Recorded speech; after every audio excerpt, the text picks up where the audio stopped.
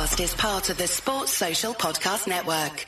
Sports Social, now on the Sports Social Podcast Network. It is a huge summer for English cricket, and the Sports Social Podcast Network is here to hold your hand and guide you through the action. Myself, Melissa Story, and my co-host Nikki Chowdhury will be following the England women's progress as they take on a terrifying Australian team, bringing you post-match roundups and discussion, and even a few exciting guests.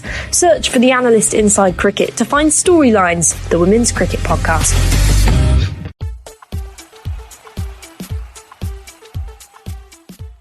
Hello there, it's been a little while, hasn't it? This is the 1865 Nottingham Forest podcast with me, Rich Ferraro.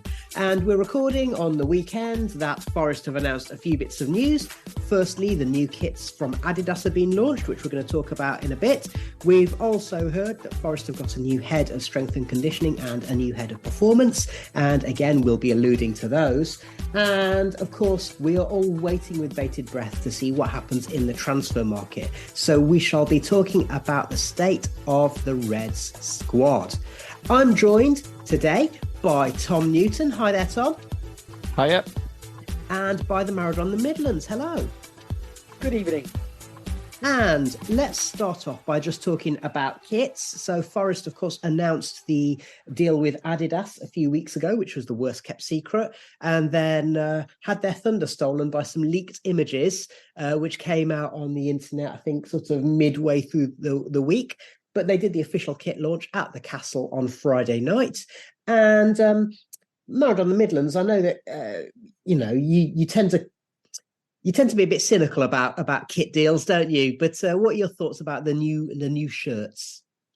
Yeah, they're okay. I mean, I honestly, I've stopped taking interest in the home shirts probably for the past 10, 15 years. They're all blurred into one for me. It's like they're red with a bit of white on them normally. The away kits have been quite interesting the last few years. I like the yellow, the sort of high vis one from Macron, and the ones last season were quite interesting as well. And again, Adidas have continued the trend by giving a team full of Brazilians an Argentinian kit this season. So that's an interesting choice. Quite. And what I will say is that the thing that I've always liked about Macron is that they may not be a big name manufacturer like Adidas or Nike or whatever, but they've always given us our own kits. So is it a bit disappointing to you, Maradona Midlands, that we just seem to have another Aberdeen template kit like we did in the last spell with Adidas? Yeah, disappointing, but not surprised at all, really. I don't think we're a big enough fish to sort of demand from Adidas that we want this or that. It's just the way they do business, and they would have dictated to Boris that you're going to have this one, I think, rather than Boris saying, could we do this and do that? It's okay. I'm not particularly impressed by it. It's just a sort of fairly bog standard kit, isn't it? But it is what it is. It's a shirt that we have to wear. Business of football, eh? What about you, Tom? What do you think about the new the new togs that the Reds are going to be running out in? I think the home shirt picks itself in terms of what you can do with it. I saw it in the flesh yesterday at the club shop, and it's quite smart. It's not too I can say it's not too crazy. It's a neat shirt, and then the away shirt is pretty decent. But at the end of the day, Adidas have obviously offered more money. It wasn't necessarily anything what Macron have done, but seeing Adidas obviously the bigger brand out there, and Forest want to ensure that they operate as a Premier League club and get as much money as they can. And Adidas obviously have stumped up more money than Macron, and hence why they're our kit manufacturer. But yeah, the shirt's quite neat, to be honest. But I think the pricing is a bit steep, but I wasn't surprised. As soon as the Man U kit come out at 110 quid, I knew the Forest one was going to be about 70 odd quid. So, but I think it's just a sign of the times, isn't it? Well, I mean, with kit prices, the first thing to say is, of course, you don't have to buy one. And secondly, the times I have bought a Forest kit in the last probably 15 years, I don't think I've ever paid full price, because all you have to do is wait a while and they seem to go down in price. Yeah. There'll be offers on, won't there? Just a quick one on the third kit, Tom. Bit Hull City?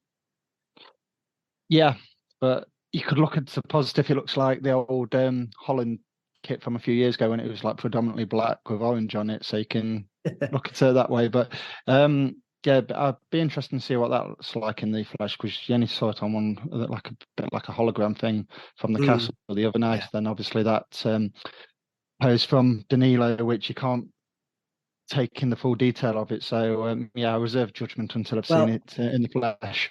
for those of you who are on social media, there's a lovely Forest supporter called Jess who's been posting pictures of her daughter Evie, and Evie looks absolutely delighted to have got to be at the kit launch and meeting her heroes, including some of the players and Stevie Cooper. And Evie apparently reported that Danilo smells like peaches, which is a wonderful thing to discover.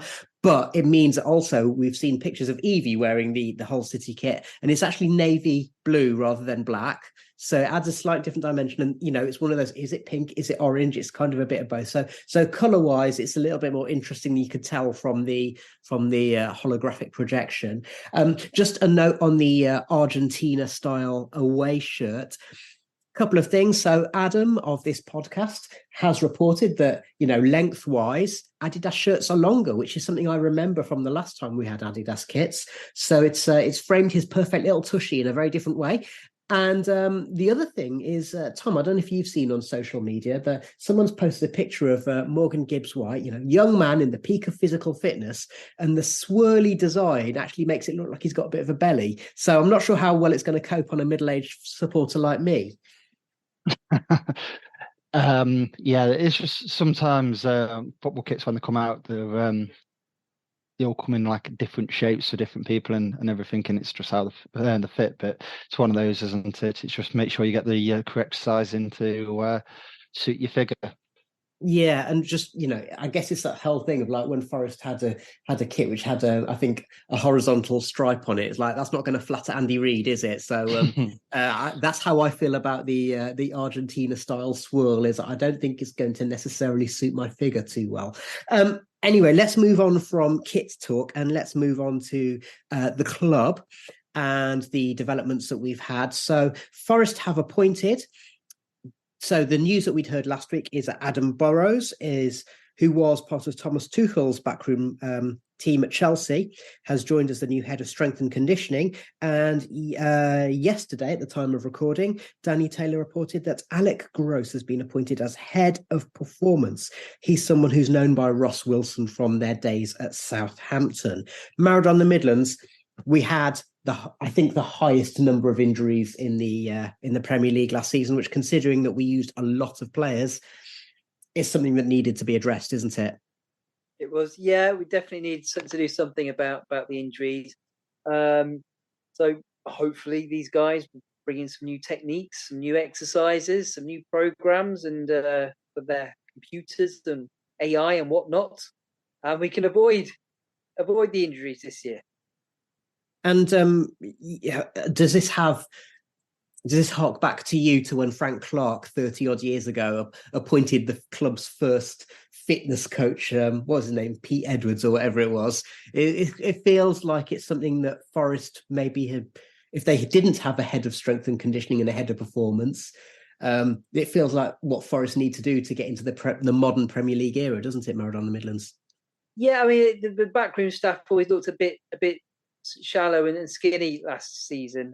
We didn't. I mean, when you see sort of bus loads of people, when you watch the other documentaries with clubs like Arsenal and Spurs, they just literally got teams full of backroom people sort of analysing stuff and looking at sort of things on computers and doing all that sort of work. And I just don't think we had quite that level of support team in place. And it's fine if you're up against Hull City and teams like that who also don't have those sort of people in place. But when you're up against Arsenal and Man United and Chelsea, and they do all have that, it puts you at a distinct disadvantage if you don't have that support in place. And Tom, what do you think about the fact that Forest are doing this, but these are changes that have come in since Ross Wilson has come in as the kind of, what's his, director of football or head of football or whatever his job title is? I think something had to be done. It was just getting stupid at parts of the season last year where we had so many injuries, and it was like I said, something had to be done. So that obviously they've had internal discussions about what's gone wrong in terms of the conditioning of the squad and etc. And they've actually done something about it. And rather than like let the problem go into this coming season, they've actually sorted it out right at the start of pre-season, which is a good thing. So it's win-win for the club, isn't it? So hopefully next season we can have the core of our side fresh and fit, and it doesn't give Steve Cooper a massive headache of like if you lose to like a couple of players, that's the span of your side gone. And how he kept, I think, how he kept that the side in the Premier League last year with all those injuries, I think it just goes to show how much of a brilliant coach he is, because other managers would have absolutely used that as an excuse and he didn't.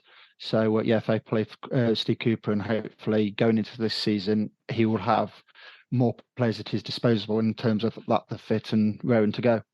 And of course, it's quality, not quantity, as we're going to talk about in a little while. Maradona Midlands, just to go back, Ross Wilson's job title is Chief Football Officer, for what that's worth. Of course, he effectively replaced Filippo Giraldi, who has given an interview talking about how he was basically, as far as he can tell, was a fall guy for the fact that Marinakis didn't want to sack Cooper, couldn't sack Cooper because, as I've said so many times, Cooper is the glue between the fans and the club. But Marinakis wanted to sack somebody. So Giraldi went. Do you think he was hard done by? I mean, a little bit, because that sort of role, you need a good couple of years, 3 years maybe, to see the fruits of your labour. But we had such a disastrous January transfer window with signings of Shelvey and Wood. You can't really complain too much. Or I mean, there's talk that Wood was a Steve Cooper signing, but somebody had to carry the can, and unfortunately it was him. The guys I feel sorry for, the ones who was sacked last autumn, because the signings they made have actually turned out to be quite good in the end. People like Taiwo and Mangala, and they looked they were fired before they really had a chance to establish themselves. So they're the ones I feel really sorry for. But never mind.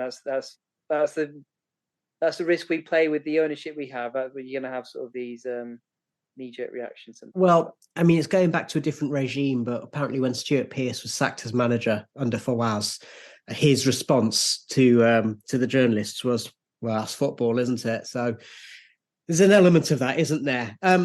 Okay, so last thing before we start talking about the Forest squad. Tom, Forest have also announced their membership options, and as so often, I think there's been quite a bit of grumbling because prices inevitably go up. What are your feelings about both the cost and the fairness of ticket allocations and distributions? Well, firstly, with the membership, it's when the demand's there, Forest are going to put things out there because they know the demand's high, and unfortunately there's going to be some fans who will probably hardly get to any games. I mean, I'm quite thankful that I've got my season card, I've got the priority one membership, so I'm quite happy in that sense. But yeah, where it comes with the fairness, I know Forest never said this, but as how things have gone in the past, thankfully I managed to get to 18 of the 19 away games last season, and I thought, I might be able to be eligible for the Priority Plus, and I wasn't, and sent an email to Forest, and they said they never said anything about that, which is fair enough, they didn't. And that says that they want 2 years worth of Premier League data to see the analytics of the population of going to away games and all of that. So whether something changes next summer, but I think, because the demand's there and we're in the Premier League and everything, and I just think the demand's higher than what Forest can actually get in. And I mean, it's not going to be a right time to build this new Peter Taylor stand, but I think I alluded to it last year where Forest need to, I think they're going to wait until we're established, then we'll have to get this stand, because you can potentially lock out a generation. And the city hasn't had this in terms of, I mean, even in the Premier League in the 90s, it was great and everything, but I can't remember the demand being that high. So I think, apart from like the big games against Man U and Liverpool, I think we was only like getting 25,000 in. So I think Forest have got to get it right. While they've got this demand here to obviously extend the City ground. And unfortunately, the reality of it, Tom, is that no matter how the club choose to make tickets available and what membership options and allocations they have in place, there's always going to be some people who are left unhappy, isn't it? Yeah, unfortunately, it's life, isn't it? And I mean, I don't want to be blasé when I say that, but yeah, you're not going to please everybody. It's like with the kits. You're going to get some people who love the kits and you're going to get some people who hate them. But at the end of the day, you've always got that choice. But yeah, you're not going to please everybody, unfortunately, when the demand's so high. And this is where I go back to something Maradona in the Midlands that you said probably about 18 months ago, which is, getting into City Ground, it's literally the hottest ticket in town. And it's just a very simple equation. If you're a successful club, which at the moment Forest are doing well in relative terms, and therefore the demand is there. Anyway, that brings us to the end of part 1 of this podcast. Coming up in part 2 in just a moment, we shall be talking about the Forest squad. You're listening to 1865, the Nottingham Forest podcast.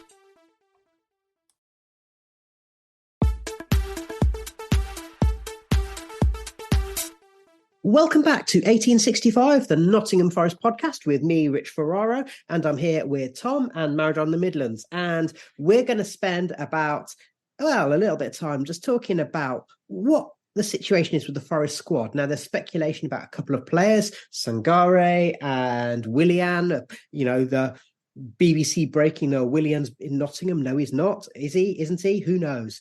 There's also been announced that Morgan Gibbs-White isn't joining the club's pre-season tour, which is because he's having a rest after the England Euro success in the under-21s.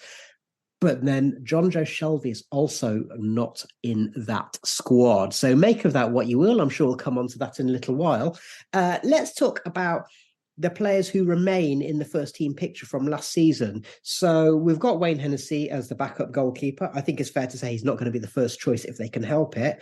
But let's move on to the back line. And in central defence, we've got Steve Cook, Joe Worrell, Moussa Niakate, Scott McKenna, Willy Bolly, and Felipe.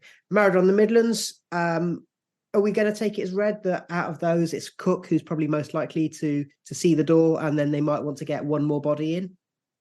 Yeah, that's what I've got down on my list. Cook is on the out list because basically he was told that last Christmas when the January squad list was announced.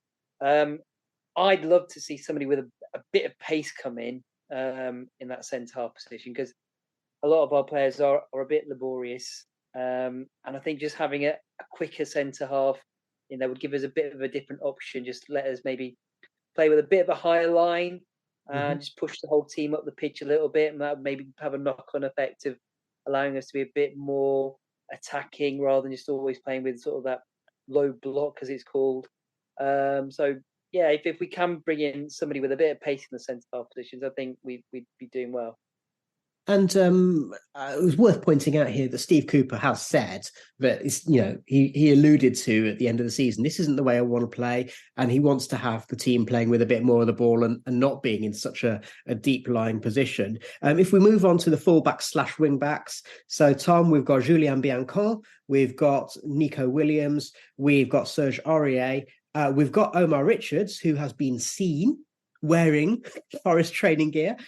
And we've also got Harry Toffolo. Now, I think I would imagine that all of those players are likely to be around, with the caveat that Toff may not be an attractive purchase for anyone. He's been the one most likely to leave out of those players, I'd have thought, but he's not going to be an attractive purchase right now because he's got these betting charges hanging over his head. Yeah, when you look at right back, I think we're pretty much sound there in terms of personnel, with Aurier, who did magnificent last season. Nico Williams had a bit of a slow start, but starting to find his groove. Then he got injured. Biancon, who we haven't really seen, but he's obviously had his ACL injury. Left back's the concern, isn't it? Because Richards has missed the whole season. Loddy's obviously gone to Olympic Marseille, so I still reckon they will get a left back in, because you'd like to say with Toff, what's going to happen with him, and you never know if it goes the same way as Mr. Tony went at Brentford in terms of a ban. Then obviously he's not going to possibly play as much over the coming months if that hearing takes place. So yeah, I think we definitely need a left back. Right back, we're all right. And as you mentioned, I think Cook will go out of the centre back positions and probably get another one in because Felipe is getting on a bit. Then you got McKenna and Bolly, who's a bit prone to injury at the moment, aren't they? Then you got Worrell, who had a bit of he finished the season really well, but he knows that he had an up and down season. So yeah, I think they will try and get another left back in and another centre half. Okay. And with Toff, worth pointing out that Tony had 232 charges, I think it was, against him. Toff's got 375, but they are more historic. So they are going back a long way. So dating from 2014 to 2017. So whether that will buy him any leniency, my personal view is I think the FA, having got into bed with the betting companies, are now very keen to make examples of players who've fallen foul of the rules. Maradona Midlands is gesturing at me, but we're going to move on. Let's move on to the centre of midfield. So we've got Aurel Mangala, we've got John Joe Shelvey, we've got Chet Kouyaté, Ryan Yates, Ramo Freuler, Danilo, and also the wild card, which is Lewis O'Brien, who is currently out on loan. So, Tom, I'm going to come back to you. I think we all agree on what we feel about Shelvey, don't we? And we don't need to go into huge amounts of detail about that because we discussed it ad nauseam. But apart from that, do you think, for example, is there going to be a future at Forest for Lewis O'Brien? When he did play, I thought he was pretty decent. Then obviously, yeah, with the problems, what happened with his loan, will it happen? And then obviously, I had to go out to America because that's the only place he could really play. I'd like to. There's a player definitely in there, and he's still relatively young, so I wouldn't just like put him as like a regular starter, but there's someone who you can utilise in the squad. But I still think central midfield is a bit of a problem area for us because Danilo finished the season really, really well. Mangala the same, but I'd still like a bit of control in there because, as we all know about the possession stats last year, they weren't very high, were they? So I think Steve Cooper would probably like to see a bit more control in our games with and without the ball. I mean, it's going to be a massive asset if we can get Sangara in from PSV because a lot of the big clubs like Arsenal and a few others are looking at him. But if we can get him, that'd be a magnificent signing. Arsenal also wanted Danilo and he came to us, but he was never supposed to play that much last season, was he? Maradona Midlands, the other one, I mean, in terms of legs, we know that Mangala and Kouyaté and Yates and potentially O'Brien, they can provide that. Kouyaté, will he be able to play a whole season? Who knows? The player who definitely hasn't got legs out of that, well, apart from Shelvey, but the other player in the list is Ramo Freuler. Wouldn't be surprised to see him move on, would you? No, I think the noises coming out seem to suggest he's on his way, and he did seem to fall out of favour with Steve Cooper last season as well. So it wouldn't surprise me if he did move on. I mean, even with O'Brien, I just get the feeling once he's been left out of that 25-man squad once, it's really hard to work yourself back into it. So I think the club will be looking to move him on as well. So I think, but we do need to move one or two of them on before we can bring somebody else in. I've made a list of maybe 21 players where either I think it's obvious they're not good enough, or Steve Cooper doesn't rate them, or they're just never going to get a chance. So we've got a good 21 players, which even including people like Scarpa and Broiler and O'Brien on my list, where I just think they're not going to get picked that much by Steve Cooper. I mean, if we're going to bring somebody in, we've got to get some of these players out first. And just on the topic of Freuler, I mean, my gut instinct is that he's a player who's brought in because of his experience and because of his ability to kind of, I suppose, the hope was he'd be able to dictate games. Now, at a time when Forest were really struggling, I would like to acknowledge that Ramo Freuler was really important in terms of steadying the ship. But maybe the team and the style of play that Cooper wants to adopt is going to outgrow Freuler's kind of slightly more static style of play. Would you agree, Maradona? Yeah, I do. I think it sort of moved quite quickly past that sort of just having players sort of blocking the path of the opposition. Towards the end of last season, it did seem to be a sense of evolution, especially when Danilo came in. He offered something a bit more going forwards, but it's going to be hard for him to push his way past Yates and Danilo and Chiarte and Mangala, and put somebody of his age with his international experience. He's not going to want to sit on the bench all season either. So I think he'll be keen to move on.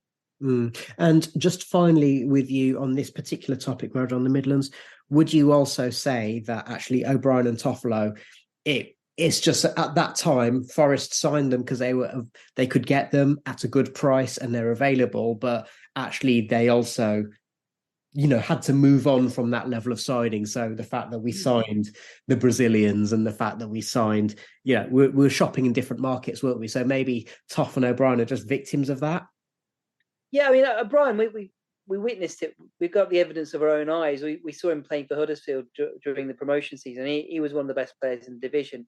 And I think they started off the summer trying to sign players who could move up to the Premier League, but would still do a good job if we came down again. Because I think that was the mindset of the club at the very beginning of last summer, that we have gone up. I mean, we could stay up, but we're probably not going to stay up. And so let's build a squad that will be with us for 2 or 3 years. But by the end of the summer, that thinking had completely changed from the ownership. And it was, we're going to go for it. So it has sort of moved on. I think O'Brien's he just physically doesn't look quite big enough to play Premier League football. Maybe when he was up in the team with a couple of the bigger lads, it gave him a bit more freedom to play. But I remember the first time I saw him play in the Tottenham game, in the flesh, he just looked so much smaller than the Tottenham players. And I thought then, I did have a worry then that he's going to struggle to play in the Premier League because he's just not big enough. And unfortunately, it proved to be so. Tom, I'm just going to come back to you with regard to, I suppose, more attacking options in the midfield area. So we've got Scarpa. Obviously, we've got Morgan Gibbs-White. I'm just going to also throw in there Alex Mighton and Josh Bowler. Remember him? So we're going to hang on to Gibbs-White. They're going to pull out the stops, even if clubs express an interest in Gibbs-White. Forest are surely going to want to hang on to him, aren't they?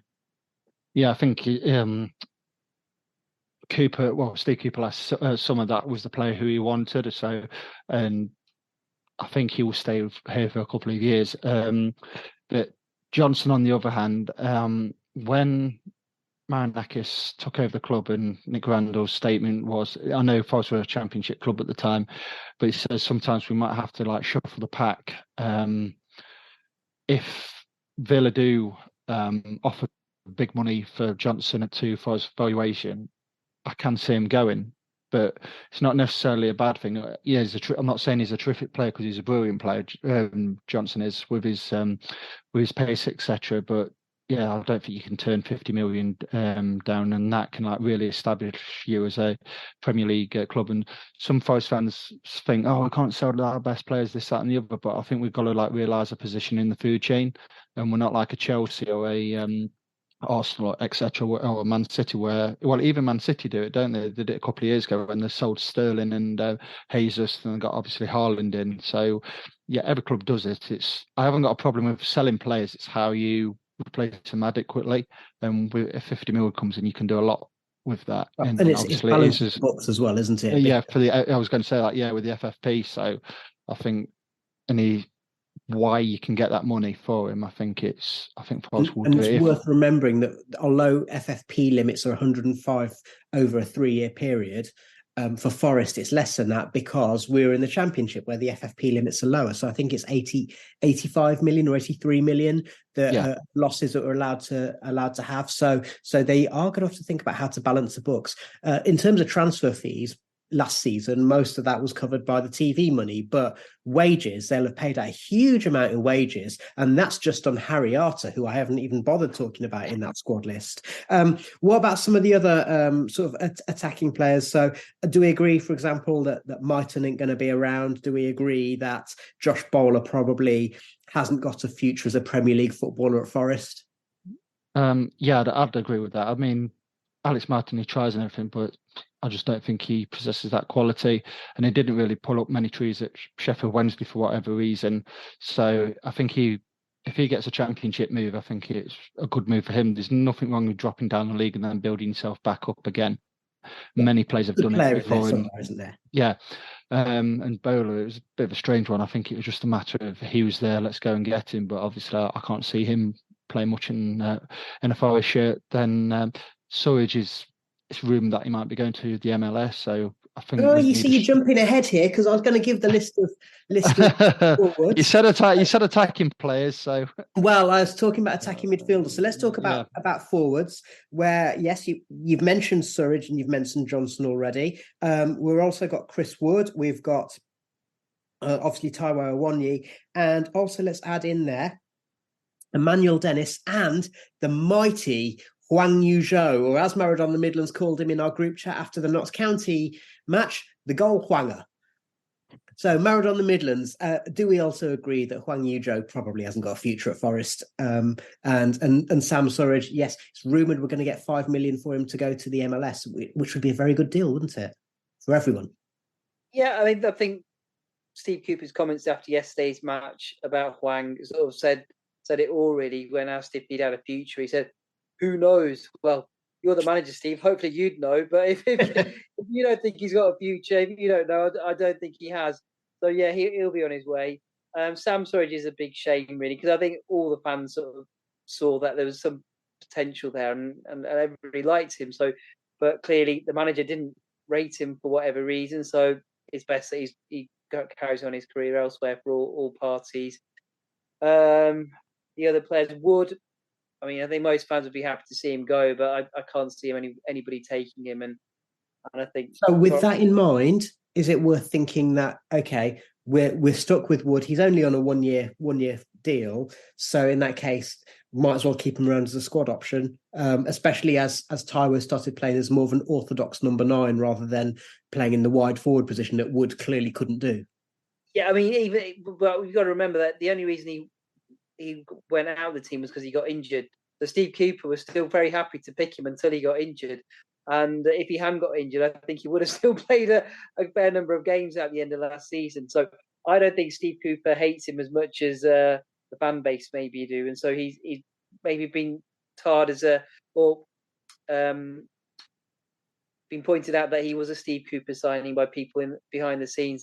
So maybe he's got a bit of a vested interest to play him and make sure he gets some minutes and tries to fulfill his abilities at Forest.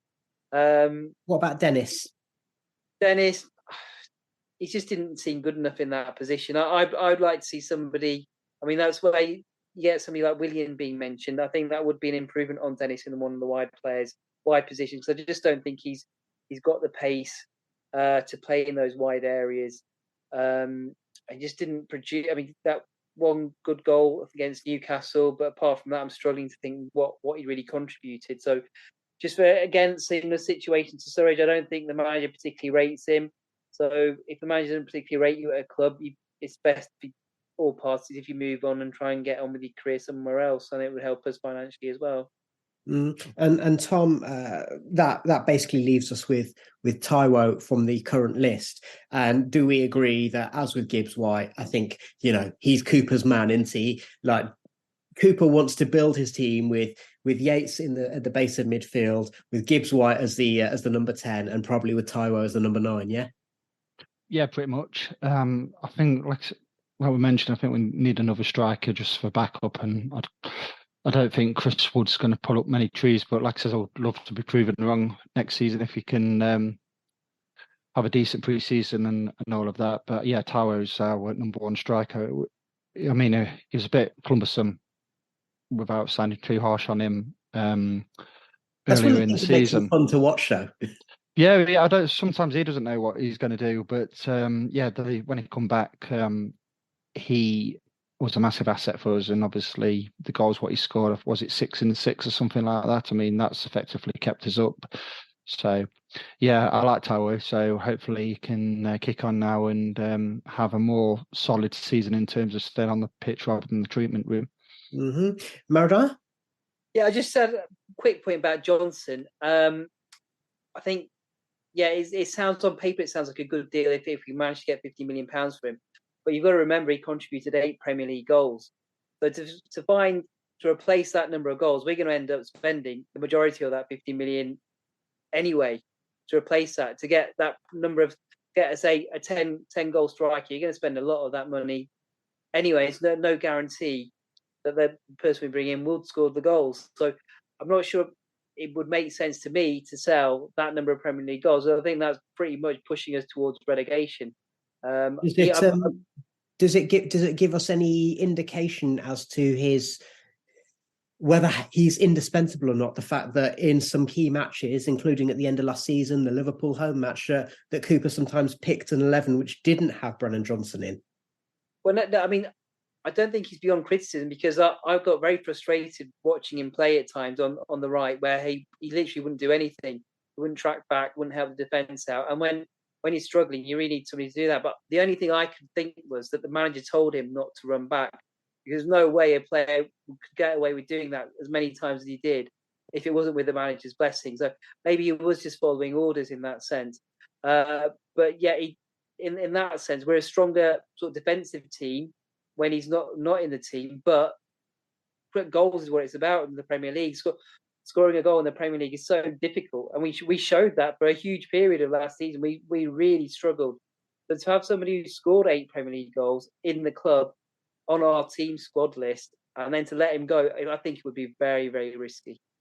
Tom, I'm going to come to you with a few names from the youth squad who've kind of been on the fringes a little bit. So Dale Taylor, George Shelby played in goal on Saturday. We've got players like Ollie and Ben Hammond, Zach Abbott, Asapa Asong, Aaron Donnelly, a left back, and of course we've got the returning loanees of Finback, Riley Harbottle, and actually player who also appeared on Saturday, Brandon Aguilera. So any thoughts about those kids? I think being a Premier League team, it's incredibly hard to blood them because of obviously how brutal the Premier League is. I think Dale Taylor, I think his next move needs to be in the Championship, because I think from what I've heard, they've got high hopes along with a few others. So if they can get a decent loan move and hopefully develop as a player there, then happy days. But I just think being a Premier League club and we trying to establish ourselves as a stable Premier League club, I think it's very, very hard. And to blood these youngsters, because I think in the Championship you can get away with it as such, if they make a mistake, but it's cutthroat, isn't it, the Premier League? So yeah, if they can have a decent pre-season and hopefully get a loan move here and there, then it's going to be better for their development, isn't it? Okay. And Maradona, the Midlands, just finally on the again, thinking about fringe players, so fringe first teamers. So we've got in here Mo Drager, Ethan Horvath, Richie Larrier, Loic Mbeso, Jonathan Panzo, and Tyrese Forner. Again, I don't think we're going to see those players in red shirts again, are we? No, I think you've also Brian Ojeda. Oh yeah, Brian Ojeda. Forgot about him. Yeah, forgot him, and there's there's a lot of players. Yeah, that's how the players like. Even somebody like Biancone, I don't think I got the distinct impression that Steve Cooper didn't rate him at the beginning of last season. So I can't see him ever playing for us again either. I think just for his own fitness, he needs to go out on loan again this season as well. So yeah, I can't see any of those players ever playing for us. I wonder if the left back situation will have a bearing upon Biancone having a chance at right back, because it may be that Nico ends up filling in at left back. Yeah, maybe, I don't know, but I just got the impression, like same as I did sort of with Scarpa and sort of more obviously with Surridge and O'Brien, that Steve Cooper just thought, nah, not for me.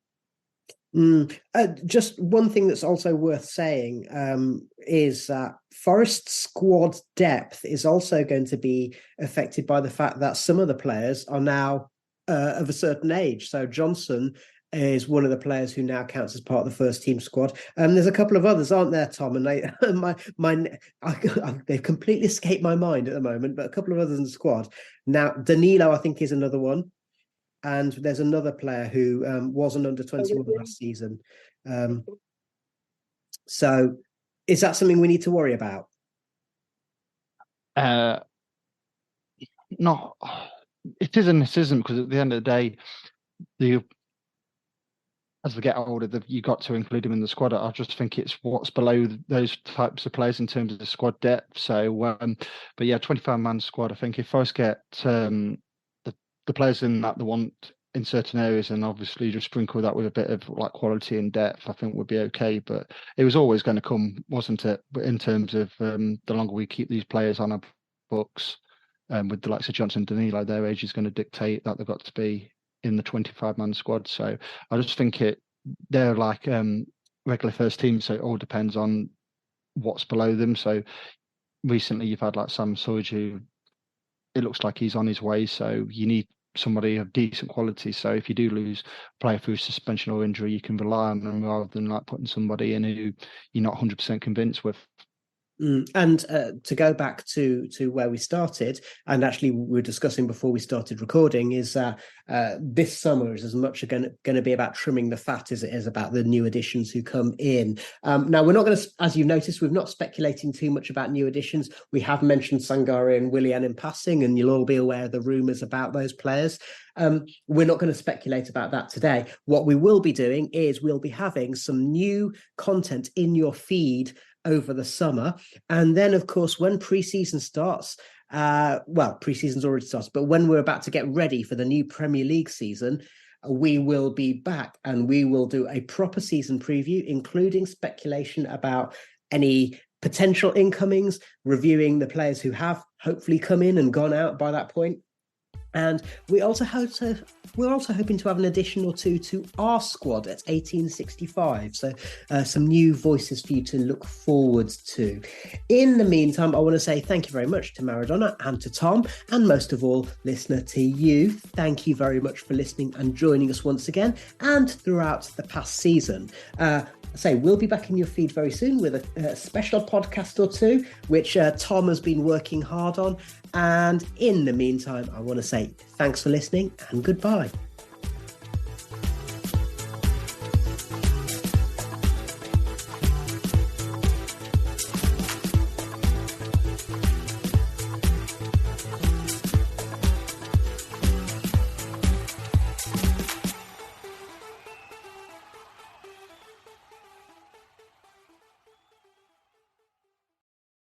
Sports Social Podcast Network.